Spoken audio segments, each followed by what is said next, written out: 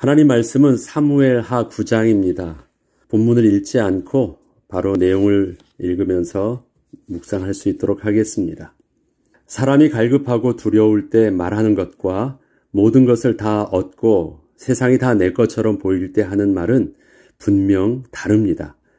갈급하거나 두려울 때 했던 말들은 대부분 진심이 아닌 경우가 많습니다. 자기 앞에 놓여진 문제가 너무 급했기에 그렇게 말을 하는 수가 많기 때문입니다. 그러나 모든 것을 다 얻은 후에 더 이상 눈치 볼 것이 없고 또 아쉬운 것이 없는 상황에서 나오는 말을 보면 그것이 그 사람의 본래의 모습일 경우가 많이 있습니다. 그리고 그때가 되면 지난날의 자신의 말은 스스로 기억조차 하지 아니하려는 경향이 있습니다.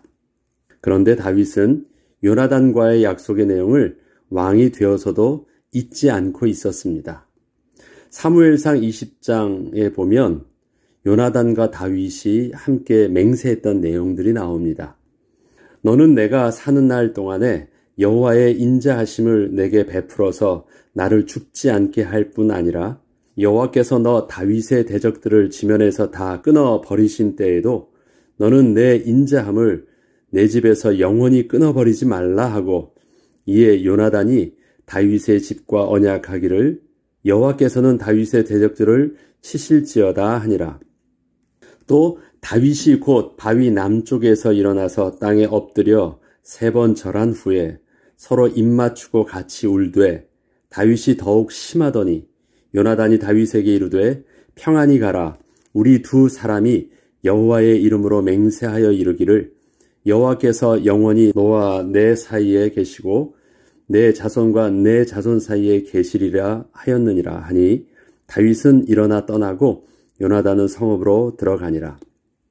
지금 이 말은 다윗이 요나단에게 하는 말이 아니라 요나단이 다윗과 언약을 맺을 때 했던 말입니다.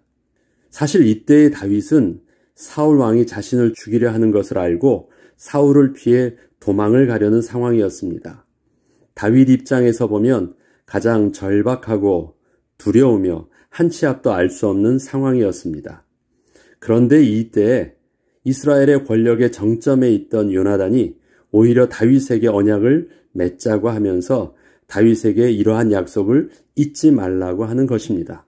상황적 입장에서 보면 요나단의 행동은 뭔가 맞지 않는 말을 하고 있는 것입니다.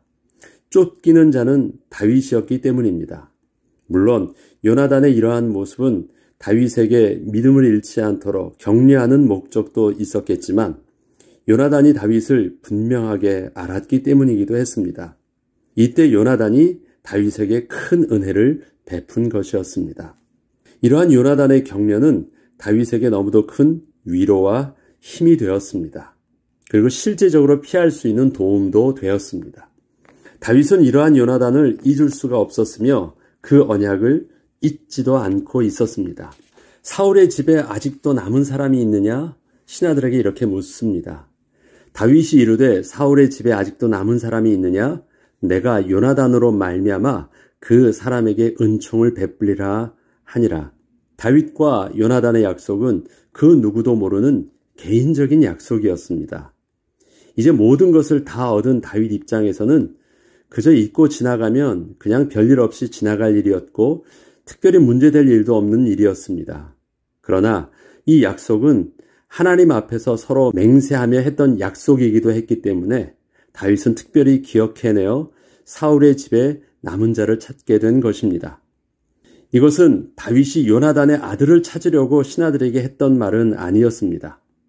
사실 다윗은 사울의 집 사람들에게서 요나단이나 자기의 아내였던 미갈을 제외하고는 은총을 받은 일이 없었기에 다윗의 기억 속에 사울의 집은 그저 상처와 원한이 훨씬 더 많이 있었지만 다윗은 그 원한을 가지고 사울의 집안에 남은 자를 색출하려 하지 않았고 지난날 사울 집에서 받았던 은혜로 혹시 그 남은 자가 있다면 은혜를 베풀려고 하고 있는 것입니다.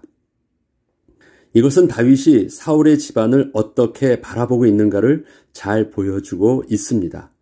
다윗은 사울의 집안의 수많은 사람들이 자신을 죽이려 했기 때문에 자기 자신이 죽은 것이 아니라 단 한 사람 요나단에게서 받은 그 격려와 도움과 은혜가 이렇게 자신을 살린 것을 잘 알고 있었습니다. 그렇다면 무엇이 다윗에게 더 크게 영향을 준 것일까요? 다윗은 사울 집에서 받은 고통도 있었지만 자신이 사울 집에서 받은 은혜에 더 집중했습니다. 그리고 자신을 살렸던 그 은혜의 비밀을 이제는 완전히 죽은 자처럼 되어버린 사울의 집을 향하여 갚으려 한 것입니다. 내가 요나단으로 말미암아 그 사람에게 은총을 베풀리라. 요나단도 사울의 집사람이고 다른 사람들도 다 사울의 집사람입니다. 사울의 집안의 사람들 때문에 고통을 당했기도 했지만 사울의 집안의 사람 때문에 다윗이 또 생명을 보존하고 살기도 했습니다. 그런데 어느 것이 더 크게 다윗에게 임했습니까? 한 사람의 은혜가 셀 수 없는 많은 사람들의 고통보다 더 크게 다윗을 살리게 했습니다. 요나단의 아들 하나가 있는데 다리 저는 자라 말합니다. 왕이 이르되 사울의 집에 아직도 남은 사람이 없느냐? 내가 그 사람에게 하나님의 은총을 베풀고자 하노라 하니 시바가 왕께 아뢰되 요나단의 아들 하나가 있는데 다리 저는 자니이다. 왕이 사람을 보내어 로드발 암미엘의 아들 마길의 집에서 그를 데려오니 사울이 집안이 망하는 것은 다윗에게 결코 기쁜 일은 아니었습니다. 다윗도 그렇게 기뻐하지 않았습니다. 하나님께서 자신의 원수를 갚아주신 일도 아니었습니다. 그것은 사울 왕이 거룩하신 하나님 앞에서 자신을 지키지 못하고 범죄함으로 결국은 스스로 망하게 된 일이었지만 그것은 다윗의 입장에서 안타까운 일이었고 마음이 아픈 문제였을 뿐입니다. 다윗은 할 수만 있다면 사울의 집안을 도우려 하였습니다. 요나단의 아들 무비보셋에 관하여서 성경은 사무엘하 4장에 살짝 언급하면서 미리 그를 알려주었습니다. 사무엘하 4장 4절에 보면 사울의 아들 요나단에게 다리 저는 아들 하나가 있었으니 이름은 무비보셋이라. 전에 사울과 요나단이 죽은 소식이 이스라엘에서 올 때에 그의 나이가 5살이었는데 그 유모가 안고 도망할 때 급히 도망하다가 아이가 떨어져 절게 되었더라. 성경은 무비보셋이 다리를 절게 된 사건을 사울 왕과 그 아들 요나단의 죽음과 연관되어 있음을 알려주면서 무비보셋이 현재 처해 있는 비참한 삶의 모습이 몰락한 사울 집안의 현주소임을 잘 나타내주고 있습니다. 지금 무비보셋에게는 아들 하나가 있었습니다. 그렇다면 그의 나이가 이미 결혼을 한 성인의 나이임을 알 수 있습니다. 그는 양쪽 다리를 다 다쳤기에 제대로 걷기조차 힘든 자였습니다. 사울의 직계 혈통이면서 불구자의 모습으로 다윗이 왕으로 있는 그 세상에서 살아간다는 것은 참으로 힘든 일이었습니다. 무비보셋은 이제껏 성인이 되도록 그렇게 살다가 다윗의 부름을 받고 다윗 앞에 나아가게 된 것입니다. 사울의 손자 요나단의 아들 무비보셋이 다윗에게 나와 그 앞에 엎드려 절하매 다윗이 이르되 무비보셋이여 하니 그가 이르기를 보소서 당신의 종이니이다. 그가 절하여 이르되 이 종이 무엇이기에 왕께서 죽은 개 같은 나를 돌아보시나이까 하니라. 무비보셋은 그 두려움이 가득 찬 모습으로 다윗 왕 앞에 나아갔습니다. 무비보셋이 자기를 낮추어 당신의 종이니이다. 죽은 개 같은 나라는 표현을 쓰고 있는 것을 보면 얼마나 그가 다윗 왕 앞에 두려움에 바짝 엎드리고 있는지 잘 보여주고 있습니다. 특별히 성경은 요나단의 아들이라는 것보다 사울의 손자라는 의미를 앞세우면서 사울의 집안이었기 때문에 겪어야 하는 그 생명의 위협과 두려움을 보여주려 하고 있습니다. 이때 다윗은 무비보셋의 이러한 모습을 보면서 지난날 자신이 사울 왕 앞에서 했었던 그 행동과 말을 기억하지 않을 수 없었습니다. 사무엘상 24장 13절로 14절에 보면 다윗이 사울 왕에게 하는 말이 있습니다. 이스라엘 왕이 누구를 따라 나왔으며 누구의 뒤를 쫓나이까? 죽은 개나 벼룩을 쫓음이니이다. 그런즉 여호와께서 재판장이 되어 나와 왕 사이에 심판하사 나의 사정을 살펴 억울함을 풀어주시고 나를 왕의 손에서 건지시기를 원하나이다 하니라. 그때 다윗도 두려움에 가득 차 아무것도 할 수 없어서 절박함 가운데 사울 왕 앞에 섰을 때 이렇게 말을 했었는데, 이러했던 자신이 이제 하나님의 은혜 가운데 이렇게 왕이 되어 그 행동과 말을 지금 그 사울의 손자 무비보셋을 통하여 들으며 보고 있는 것입니다.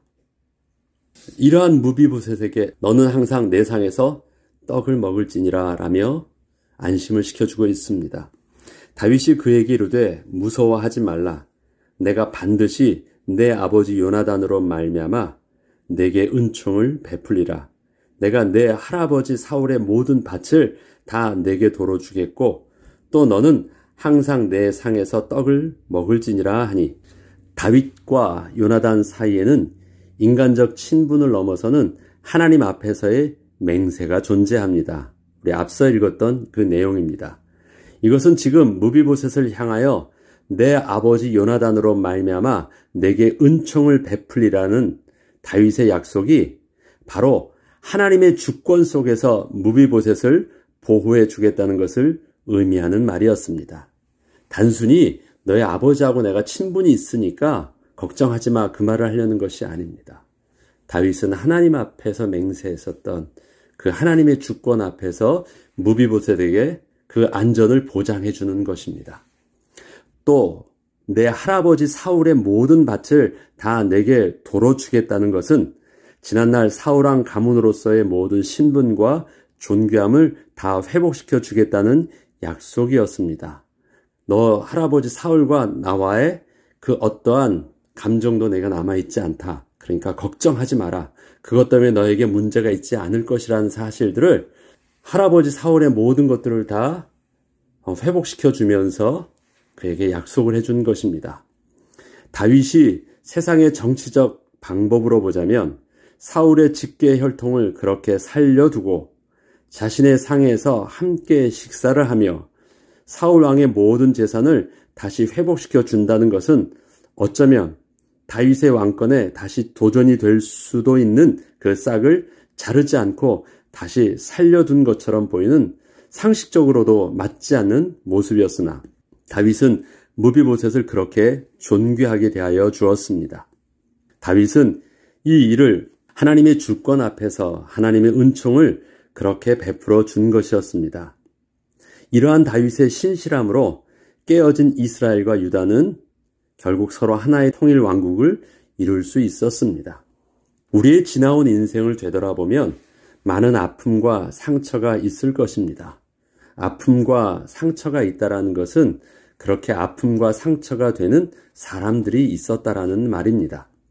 그러나 여전히 오늘 내가 이렇게 하나님의 은혜 아래에 있는 것은 그러한 아픔과 상처들이 하나님의 은혜를 이길 수 없었기 때문입니다.